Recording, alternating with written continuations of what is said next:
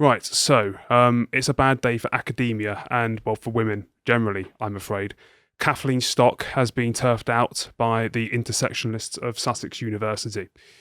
So they've got their wish after years and years of making her life hell.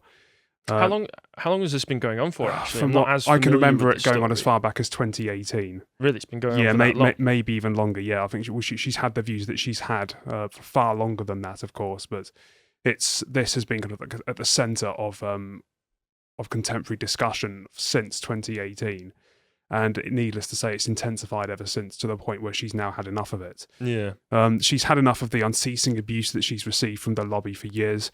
For those who don't know about Kathleen Stock's academic contribution, she's long been an opponent of the idea of womanhood being a matter of pure self-identification. Her grounds for doing so have always been consistent. It's first that you can't separate the concept of biological sex from sexual orientation, which means in turn that biological sex must remain a permanent referential for gender identity. And second, that should self-identification be absolutely inscribed in law, as in not questioned on the say-so of the actors, there could be serious consequences for biological women, particularly those on the receiving end of domestic abuse. She's referring to all women's, all women's refuges, I think, in particular. And would it be fair for an all women's refuge of presumably horribly abused and beaten women to have a big burly trans person come in and just occupy that same space as them? Well, the transgender community is basically inadvertently saying that they're bigots for being scared of someone who looks to them like a man. That's the inadvertent claim. But and there are plenty of cisgender women who look like men. There are as well. But the point is that these are very psychologically and physically vulnerable women, and ultimately, she's very, very concerned about the extent that these places could actually be encroached upon by those with bad intentions. And understandably, when you open up the floor to destroy any kind of definition, objective definition for what a woman is, and you just change it to the incredibly subjective and fluid idea of anybody who self-identifies, then as much as people hate to hear it, you are opening up the floor for real weirdos and dangerous people to just come in and go, I'm a woman. I mean, all you need to do is, if you check out, obviously we can't talk about it on YouTube, if you check out our premium podcast on Loudoun County, you can find out more about the consequences. But here's a feature of Kathleen Stock on the BBC a few years ago where she voiced her concerns about the potential of biological men encroaching on women's refuges. And it starts with a trans person who is playing down the issue entirely. For equality and human rights campaigner Sophie Cook, any fears are overblown. She believes that self-identification will simply allow transgender people wider acceptance in society. Trans people are disproportionately likely to be affected with mental health issues. That's not because they're trans, that's because of the bigotry and the prejudice that they face in everyday life. When you've got people that are already in a vulnerable position being asked to justify their identity, then it puts so much more pressure on them. No one else in society has to justify who they are. No one asks anyone else to prove who they are. And for me, that's the big issue. It's a big human rights issue. But this is a debate that's been marked by tension. Some academics claim they've been silenced on the issue of self-ID, and they say vulnerable women are being ignored. The thing is, it's not just a safeguarding issue for women in hostels and refuges. It's an issue of their recovery. We're not taking their feelings seriously. We're not thinking about them. The government does not seem to be thinking about them. No women's groups were consulted in the original trans inquiry, and that's absolutely scandalous because there's two sets of interests here, not just one. Does she seem like an unreasonable person to you? No, she seems like she's got some fair ideas about it. I mean, whenever people discuss this sort of thing, I think whenever they say that it's not a big deal, I mean, it would be less of a big deal if they weren't trying to force the idea of self-identification onto people, because it's asking people to disbelieve what they see in front of their own eyes. And I think they forget that on a certain level, every kind of identity that you can assign yourself comes with responsibilities. If I identify myself as a doctor, you're going to want some kind of proof of such before you let me operate on you. Yes. For instance. And the sad thing, and the thing is that if you identify yourself as a woman, I think Leo says, if I'm having to do more to support your transition than you've done, then it doesn't entirely seem fair to me. And I think the one-sidedness is expressed in the fact that we have to reconfigure our own minds as regards to what gender identity is to allow for them to be recognised. And that expresses that there's actually something kind of egregious on their side, given that... Well, yeah. It speaks to a certain inauthenticity that we can innately recognise when we see somebody who, has all of the physical characteristics of a genetic male, and they're telling you to just disregard all of that. But it shows that they ultimately, it's not identity that they care about; it's their identity. They couldn't give a monkeys about yours. Exactly. But if we take a look at the Sky News article which broke. It's a professor at the Centre of Trans Rights leaves University of Sussex after horrible time. And needless to say, she has had a horrible time. Sky report stock to have been the targets of an anonymous group for years who have been creating placards reading "Stock out" and other posters being put up demanding her dismissal. I've got experience of the resistance that she had at my own university when she came to do a talk. And that was in 2019. And the Department of Philosophy was absolutely hounded on social media merely for inviting her. Really? The language was so inflammatory, in fact. And I mean, violence was genuinely incited to the point we had to employ security to search all of our bags and place the bags in a separate room. Just in case someone brought in a bomb. I have no idea whether this was a precautionary measure, I must point that out, or whether this was based on a real threat. I genuinely do not know. But that just expresses how hostile this has got. So if we get out Stock's announcement on Twitter, when she said, sad to announce I'm leaving Sussex University. Here's the university statements. This has been a very difficult few years, but the leadership's approach has more recently has been admirable and decent. I hope that other institutions in similar situations can learn from this. Now she does go on, but I think it'd be more beneficial to take a look at this statement by the university, which was written by Vice-Chancellor Adam Tickle, and it reads, I know you will be aware of the situation reported in the media this month regarding our professor, Kathleen Stock, and how the University of Sussex has vigorously and unequivocally defended her right to exercise her academic freedom and lawful freedom of speech, free from bullying and harassment of any kind. These freedoms and protections apply to and benefit us all, and we will defend them today and in the future. Rather than conflicting with our progress on equality, diversity and inclusion, these freedoms and protections are in place to support those with protected characteristics, particularly those who are underrepresented or disadvantaged. Universities must remain places where everyone, staff or student, has the right to and benefits from lawful freedom of speech. The university has been consistent and clear that everyone in our community has the right to work and learn free from bullying and harassment of any kind, which has not been the case for Professor Stock. We had hoped that Professor Stock would feel able to return to work, and we would have supported her to do so. She has decided that recent events have meant that this will not be possible, and we respect and understand that decision. We will miss her many contributions from which the university has benefited during her time here. And if we move on a little bit, it says, I would like to make it very clear that it is unlawful to discriminate against someone on the grounds of sex and of philosophical belief. Her departure is a loss to us all. We will, of course, reflect on Professor Stock's experiences, and it will form part of how the university learns from this and moves forwards together. This work will be led by David Rubin and our Pro-Vice-Chancellor for Culture, Equalities and Inclusion, but we have all a part to play. I would like to thank Professor Stock for her service during her time at Sussex, in which she has made so many vital contributions to the field of philosophy and to the university. Well, I'm just going to say a shocking display of integrity from the university. You don't expect to see that from many universities nowadays. I mean, that all sounds completely fair to me. Yeah. I mean, as it appeals to my liberal instincts when it comes to freedom of speech of that. Yes, I can say that there is such a thing as biological women. You are free to say that, no, you don't believe there's such a thing as biological women. We can both disagree on that. We don't have to force one another. And we certainly aren't allowed to physically threaten or imply violence to change each other's beliefs. Yeah, that's it. I mean, the University of Sussex have, to their credit, done exactly what a university should do. Defend their employer's right to academic freedom, which she's employed to do anyway. And I think more importantly, for upholding a consistently ethical position on her right to do so without being discriminated because of the conclusions that she draws from it. So, and many naturally have come out in support of Professor Stock. One being Douglas Murray, So sorry to hear this. Sussex Uni is a second-rate university that has just lost a first-rate academic. Maybe slightly harsh from Douglas there, given that they have been, I think, one of the universities that actually had a bit of a spine on this matter. Yes, it appears so.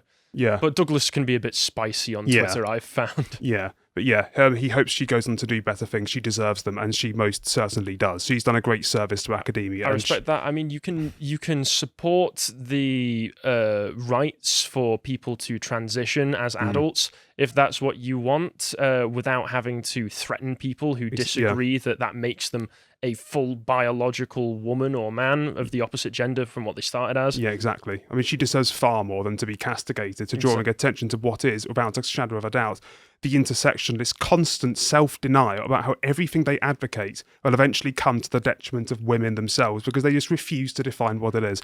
And as I said in my article about #reclaim these streets politicisation of Sarah Everard's murder, they actually make feminism more plausible by the day by showing how the patriarchy may actually be morphing through the back door of feminism itself.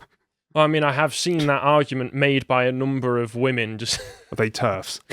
yes, of course, Yeah, they're classified as TERFs, and I'm not saying YouTube. I'm not saying that this is what I believe, but there has been an argument made that this appears to be men encroaching on women's rights to a certain extent. Yeah, but Michelle Donnellan, the Minister of State for Universities, a position she's had since 2020, has backed up Kathleen Stock as well, saying it's a sad day for freedom of speech, which it is. Given the toxic environment at Sussex Uni has made it untenable for Dr. Stock to maintain her position there. No academic should ever have to fear for their personal safety, and needless to say, they absolutely should not. And the very idea that they should have their personal safety and was put on the table because of what they believe is utterly disgusting. I mean, a university is an environment that should promote and encourage a plurality of thought so that the best ideas can rise to the top. It should be the marketplace of ideas. Absolutely. And when you start to threaten people physically, all of a sudden some ideas are getting suppressed, whether on one side or the other. Yeah, and I think the University of Sussex really deserves credit for doing its... Well, I think it has failed Dr. Stock to a point, but at least it has been brave enough to defend academic freedom. Yes. But anyway, as you can probably imagine, there are some who are very, very happy about Dr. Stock's departure. News is a the first joke. being Pink News, who have celebrated this as a triumphant victory. Honestly, I would think that they were like the Babylon Bee if I didn't know that they were being serious all the time. Yeah. But this is what they've said. Stock denies that she is transphobic and has previously said that she asserts the rights of trans people to live their lives free from fear, violence, harassment, or any discrimination. That's her quote. I mean, she I imagine she literally said that. I imagine that she stands by that, and Yes. I imagine that's truthful and honest Yeah, of and her to state. The majority of people would find that uncontroversial. Yeah. But however, she has called many trans women still males with male genitalia and argued against their inclusion in single-sex spaces, something protected by the Equality Act 2010, which it isn't, but anyway. She has also argued that self-ID threatens a secure understanding of the concept of lesbian, rooting her rhetoric in a belief of immutable biological sex, which it does. Massive win for Sussex LGBTQ plus minus whatever students today, said an account on Instagram claiming to represent trans and non-binary students at Sussex. Let's take a minute to appreciate this. And the group added, queer and trans students united, never to be defeated.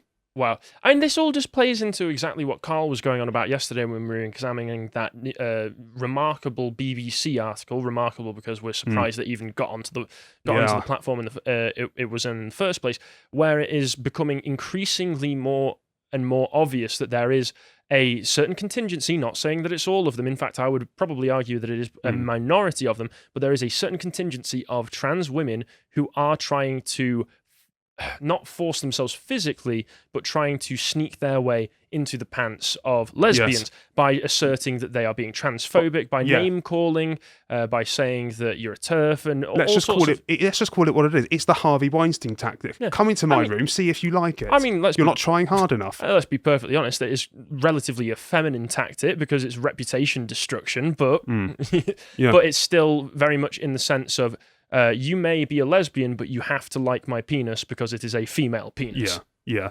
But I must touch upon the Equality Act 2010. Because, I mean, if I'm wrong, please correct me. But gender identity is indeed one of the protected characteristics, but it doesn't specify or extend that to use of single-sex spaces. Otherwise, the intersectional movement wouldn't have anything to complain about. At least that's how Pink News obviously want that to be the case. Belief is also one of those protected characteristics, and it's in the belief to not actually believe that So it doesn't just extend onto religious beliefs; it also Yes. extends onto philosophical. Yeah, so beliefs. the Okay. point, Pink News in short have taken the gender equality to a destination that I don't think is quite right, but have completely forgotten the belief part of it or the religion part of it. Yeah, I don't think this is where anybody thought that this whole scenario would be going when it Yeah. first started to come about 10 or so years ago in the mainstream. No, exactly. I think that the act needs to be revised anyway, as I'm sure you'd agree with me too. They all But need to be revised. Anything that it was the 2010. Was that in the dying days of Labour? Before? I believe so. Yeah, well, just anything Blair and Gordon Brown's Labour did, just cut it. Yeah. Anyway, let's move on to Fiona Robinson's response. I'm glad for Sussex students and staff that they no longer have to work with her, but that she left rather than her employers holding her to account for their conduct means that the institution is still not safe because there is nothing to stop the next trans hostile authority figure. So yes, that's Fiona Robertson of the SNP. So her just saying, I think women are a thing, is somehow trans hostile and means Yeah. and means that she, well, of course, it always comes down to violence, means that she's putting the trans students in danger in some way. That's quite maybe. literally what she means. And but it's unfortunately it's not quite as bad as the next one, which is anti-TERFs of Sussex. The group, I embarrassing. imagine, who are primarily responsible for Stock's constant harassment, and they've celebrated by tastefully reposting the song "Ding Dong, the Witch is Dead." Didn't people do that after Margaret Thatcher died as well? Yes, they did. How incredibly disrespectful. Yeah, but there is unfortunately someone even more insufferable. There always is. There's a line. There's a line of insufferable people, each more insufferable than the last. I've ordered this for a very good reason, and I'm afraid to say it's Grace Lavery, an associate professor of English at the University of California, Berkeley, who seems to be in cope mode despite the fact that she's got what she wanted. Yeah, surely this is a win for these people. Yeah, and what's being claimed by Grace, basically, is that Stock has always had a habit of abusing her position to silence students and has included this quote in a Twitter post, almost as if it's a slam dunk. So if we can click on the picture on the right, this is what she's quoting Stock to have said. What would make a philosophy department unsafe is if its academics weren't allowed to challenge currently popular beliefs or ideologies for fear of offending. Deliberately plotting to have my department lose students or to have me dismissed through covert means is surprising behaviour from a fellow academic. Both professors praised the support that they had received from their universities. So, what's so violent. Yeah. I mean, Grace Lavery called this a juicy response. What's juicy about this? We're just pointing out the responsibility of a philosophical academic. I mean, philosophy is all about challenging current popular beliefs and all sorts. Yes. And you could describe the intersectional ideals as a philosophical belief, given the origins that you can trace it back to. And people are just as able to deny and disagree with either of these sorts of belief systems. What this concerns is actually another trans activist named what was her name? Kennedy. What's her first? Kennedy, is it? I don't know. Yes.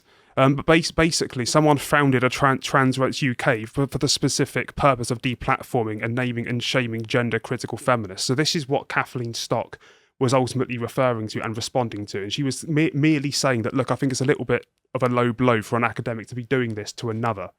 And Grace Kennedy has basically said, well, how dare she do that? How dare she? Yes. Well, there's absolutely nothing juicy about the response. She's merely pointing at the fact that it's a little bit cheap from fellow academics to essentially engage in cancel culture. And needless to say, she's absolutely right. But I'm afraid to say the cope actually goes on. And if we can get the next clip up, which is of somebody called Nathan, who I believe was a student of Professor Stock's, and he says, again, Lavery has used this to explain just how much Stock students were suffering. You know what makes a philosophy department unsafe? Publicly advocating bigotry and intolerance, complaining to deny others their legal rights. Hate directed at your students or other members of faculty demonstrably makes philosophy departments unsafe. Doesn't this encapsulate just everything wrong with the LGBT lobby? Where did she do any of those things? I've only seen her saying, like, hey, I have some ideas and maybe you shouldn't be threatening me physically. Yeah, the fact that we are hurt is proof that you are making philosophy departments unsafe. Yeah, well, essentially, and it's all part of the intersectional thought that if you are disagreeing to a certain extent. You're denying people their existence. Yeah. Or the validity of their existence. It's this standpoint epistemology, really, that we are a holier than thou class of people who have the intrinsic right to never be offended by anything or anyone, and in turn we should have the right to prevent anyone from ever speaking, just in case they happen to say something we don't like. Yeah.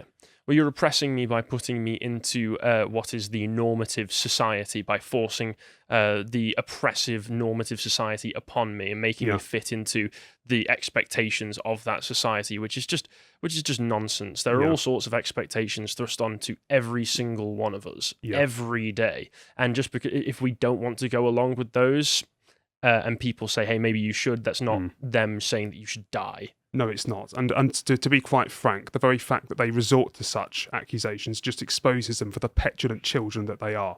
I'm sorry. Yeah, well, that's not great. I'm sorry that Kathleen Stock decided that she had to leave the university that she was a part of. Good luck to her in the future with whatever it is that she decides to do. We all wish you well. Yes, we all hope that you do all right, and hopefully you don't have to put up with that sort of stuff wherever you go next. But we'll just have to see there. If you enjoyed that segment from the podcast The Lotus Eaters, you can watch the full thing at 1 p.m. every weekday at lotuseaters.com, or you can sign up to get access to all the premium content we have on the site. Yeah, we've got loads of really good stuff. Every week we have a Contemplations and Epochs episode that goes up, and in the Contemplations we talk about just interesting things, and the Epochs episodes are probably my favourite because I love talking about history. This latest one is we're doing a bit of a series on the 100 Years' War and why England kept winning. And we've not finished it yet, and you're going to really enjoy the end of that one. But we've also got other excellent episodes that we do, like the book club. The most recent one was Shooting an Elephant by George Orwell. This was about his time in Burma as a colonial officer, and when he was tasked with the shooting of a rampaging elephant. And it's really, really interesting what the circumstance of the thing was. But we also have lots of other content, such as premium articles, which have audio tracks on them for our silver and gold subscribers. And we do premium podcasts about things that we don't really feel that we can put on YouTube or have done a particularly large amount of research into. And so it's worth keeping them slightly more private. And we also do lots of very interesting interviews, such as this one with comedian Steve Hughes, which was really fascinating because I didn't expect him to be a philosopher. But anyway. Yeah. Also, the last thing to mention is the live event content we have. So we occasionally, when we get around to it, doing our live events, and the videos from them are on the website as premium, of course, because people came to see and paid. So go and check that out. This is on the worst of critical race theory. Yes. And I do mean the worst. It's unconscionable. Yeah. So if you'd like access to all that premium content, go to lotuseaters.com and subscribe. Thank you and goodbye.